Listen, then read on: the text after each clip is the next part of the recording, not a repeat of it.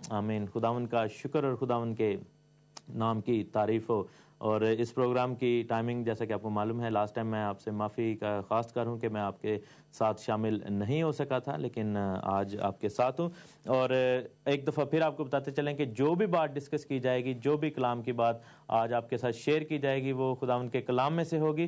اور خداوند کا کلام جو ہے اس بات کا جو ہے کہہ لیں کہ بیس ہوگا ہماری، اور اس کلام کو ہم نے سیکھنا ہے. اور کلام سے باہر کوئی بھی بات میں کروں یا آپ کریں، ہم سب کو اس چیز سے دور رہنا ہے. جی ہاں، اور ہمیں کلام کی ہی بات کرنی ہے، کلام کی بات کو سیکھنا، سمجھنا اور اپنے دلوں میں اس کو بسانا ہے. ہاللیلویہ. خداوند کا شکر اور اس کے نام کی تعریف ہو. ہم خداوند کے کلام میں سے سیکھیں گے. اور میرے ایک دوست نے سوال کیا پچھلے دنوں، اور مسلم بھائی ہیں، انہوں نے ایک کویسچن بڑا اچھا کیا. انہوں نے کہا کہ حلال اور حرام کا جو تصور ہے اور ذبیحہ کا جو تصور ہے، یہ ہمیں بڑے اچھے طریقے سے سکھایا گیا ہے، بتایا گیا. لیکن میں نے بہت سارے دوستوں کو جو کہ انگریز ہیں، اور جو بہت سارے دوست ہیں جو کہ نان مسلمز ہیں، ان کو ہر طرح کی حرام چیزیں جو ہمارے لیے حرام ہے کھاتے دیکھا، جو کہ ٹھوکر کا باعث ہے. تو بائبل اس کے بارے میں کیا بتاتی ہے؟ کیا آپ لوگ جو ہے وہ مسیحی لوگ حرام چیزیں کھا سکتے ہیں یا نہیں؟ یہ ان کا بڑا ہی کروشل سوال تھا، بڑا ہی ٹیکنیکل اور کروشل، ایک بڑا ہی امپورٹنٹ سوال ہے جس کے بارے میں ایڈریس کرنا بہت ضروری تھا. اور میں تمام دوستوں کو گزارش کرتا چلوں کہ اگر آپ کسی انگریز کو، نو آفینس ٹو دا انگریز پیپل، انگریز کو اگر آپ کسی کو کچھ کرتے دیکھیں تو پلیز یہ نہ سوچیں کہ بائبل میں ایسا لکھا ہوا ہے. دیکھیں، اگر ایک شخص، بہت سارے انگریز ایسے ہیں جو کہ خدا میں ہی نہیں مانتے، جو کہ ایتھیسٹ ہیں.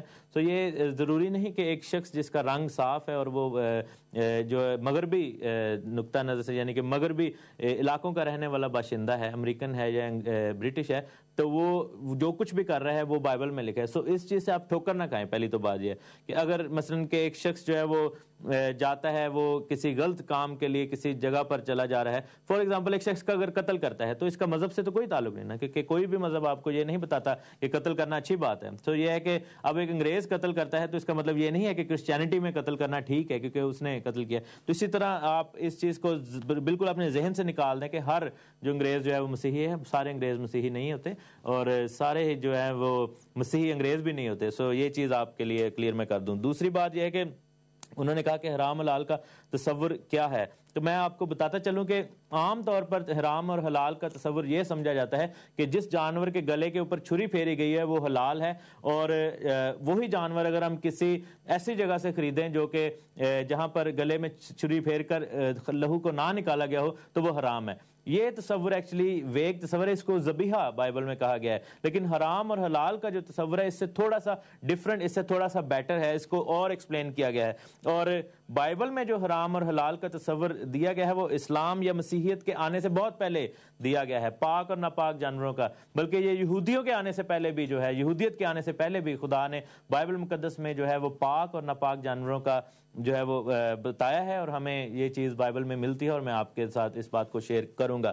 اور گلے پر جب ہم چھری پھیرتے ہیں تو خون بہا دینے کے عمل کو ہم ذبیحہ کہتے ہیں، جس کو انگلش میں ہم سلاٹر بھی کہتے ہیں. ذبیحہ کا مطلب ہوتا ہے ذبح کیا جانا. اور یہ ہے کہ تمام خون جو ہے بدن میں سے ڈرین کر دیا جاتا ہے. اور اس کی وجہ یہ تھی کہ کسی بھی انسان کے لیے خون کھانا واجب نہیں تھا. خدا نے اس چیز کی ممانعت کی تھی، خدا نے روکا تھا کہ جو ہے وہ ذبیحہ کو جو ہے وہ نہ کھایا، یعنی کہ خون کو نہ کھایا جائے. اس کی وجہ یہ تھی کہ خون جو ہے اس میں جان ہوتی ہے، اور جب ہم خون کو کھاتے ہیں تو کیا ہوتا ہے کہ کسی جانور کے خون کو جب وہ ہمارے خون کا حصہ بنتا ہے تو میڈیکلی وہ ہمارے خون میں کینسر پیدا کر سکتا ہے. اور خون میں ایسے جرثومے ہوتے ہیں جو کہ زندگی کو کنٹین کرتے ہیں. اس لیے خدا نے منع کیا تھا انسان کو. اس میں کسی مذہب کا یا کسی کہہ لیں کہ کسی ایسے قبیلے کا کوئی تعلق نہیں تھا، بلکہ خداوند خدا نے خون کھانے کو اس لیے منع کیا تھا کہ انسان کی جو صحت ہے وہ خراب نہ ہو. اور یہ جو ہے تمام کائنات پر، تمام دنیا پر یہ اپلائی ہوتا ہے. اور اس کو جو ہے لفظ جیسے ذبیحہ جس کو ہم دیکھتے ہیں، اور اس کے بارے میں ہم دیکھتے ہیں کہ بائبل ہمیں کیا بتاتی ہے کہ خون جو ہے وہ کیوں نہیں کھانا چاہیے. میرے ساتھ دیکھیں پیدائش کی کتاب،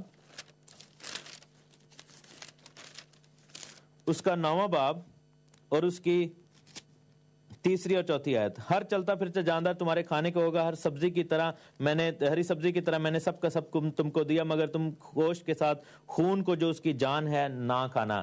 تو یہ ہے کہ بائبل میں اس چیز کو منع کیا گیا ہے. اب جو ذبیحہ ہے, اگر ہم کسی ناپاک جانور کو ذبح کر دیں تو اس کا مطلب یہ نہیں ہے کہ وہ پاک ہو جاتا ہے یا وہ حلال ہو جاتا ہے. سو حرام اور حلال کا تصور جو ہے اس کو تھوڑا ایکسپینڈ کریں. بائبل میں جو حلال کے لیے لفظ ہے, عبرانی زبان میں اس کو کہتے ہیں کوشر. کوشر کا مطلب ہوتا ہے پاک, جس کو ہم اردو میں پاک کہتے ہیں, انگلش میں اس کو کلین کہتے ہیں. اور نان کوشر جو ہوتا ہے وہ حرام ہوتا ہے, جس کو ہم ناپاک کہتے ہیں. جانور, بائبل جو ہے وہ جانور کی نیچر کے مطابق اس کو حرام یا حلال قرار دیتی ہے, نہ کہ اس کے گلے پر چھری پھرنے کے مطابق. ٹھیک ہے, تو اس چیز کو آپ کلیئر کریں. خون کا ویسے ہمیں کھانا کسی بھی انسان کے لیے جو ہے وہ ٹھیک نہیں ہے. بائبل کے 3 دور ہیں. میں آپ کو ساتھ ساتھ ایک اور چیز بتاتا چلوں. ایک دور ہے جو کہ موسیٰ کی شریعت کے ملنے سے پہلے کا دور ہے, مقدس آدم سے لے کر جو کہ سب سے پہلے انسان تھے موسیٰ تک کی شریعت تک کا ایک دور ہے. اس کے بعد شریعت کے آنے کا ایک دور ہے جس میں شریعت سے لے کر یسوع مسیح کی صلیب تک بائبل اس دور کو ڈیوائیڈ کرتی ہے.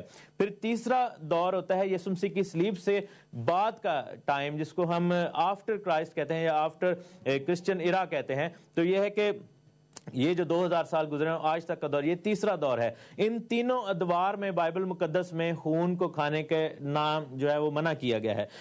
پیدائش کی کتاب میں نے دیکھا کہ یہ جو پیدائش کی کتاب میں میں نے پڑھا, یہ خداوند نے حضرت نوح کے بارے میں بات کی, جو کہ نوح نبی تھے, ان کے بارے میں بات کی ہے, جو کہ آج سے یعنی 4-5 ہزار سال پہلے آئے تھے, اور وہ شریعت کے ملنے سے بھی 1000 سال پہلے جو ہے وہ اس دنیا میں تھے.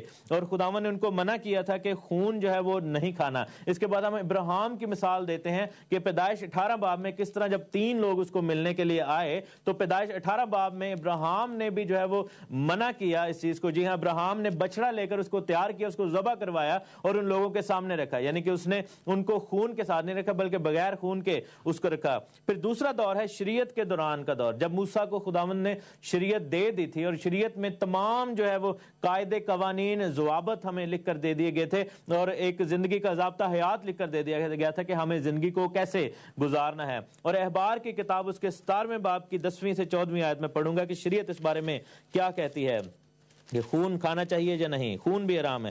لکھا ہے کیونکہ جسم کی جان خون میں ہے, لیویٹیکس چیپٹر 17 ورس 11, جسم کی جان خون میں ہے, اور میں نے مذبح پر تمہاری جانوں کے لیے کفارہ کے لیے اس کو دے دیا ہے, اس لیے تمہاری جانوں کے لیے کفارہ ہو, کیونکہ جان رکھنے کے ہی سبب سے خون کفارہ دیتا ہے. اور لکھا ہے کہ اسرائیل کے گھرانے جو ان پردیسیوں میں سے جو بود و باش کرتے ہیں, یعنی کہ اسرائیلی اور غیر اسرائیلی دونوں, جو کہ غیر قومیں بھی تھیں پوری دنیا کے لیے, جو کوئی کسی طرح کا خون کھائے میں اس خون کھانے والے کے خلاف ہوں گا اور اسے اس کے لوگوں میں سے کاٹ ڈالوں گا. تو Bible is very clear about this thing. اور اگر ہم استثنا کی کتاب میں چلے جائیں جو کہ ڈیٹرونومی کی بک ہے, اور اس کے 12ویں باب کی اگر ہم 16ویں اور 23ویں آیت دیکھیں تو لکھا ہے کہ لیکن تم خون کو بالکل نہ کھانا بلکہ تو سے پانی کی طرح زمین پر انڈیل دینا. اور لکھا ہے کہ گوشت کو تو اپنے سب پھاٹکوں کے اندر اپنی دل کی رغبت اور خداوند اپنے خدا کی دی ہوئی برکت کے مطابق ذبح کر کے کھا سکے گا. اور پھر 23ویں آیت میں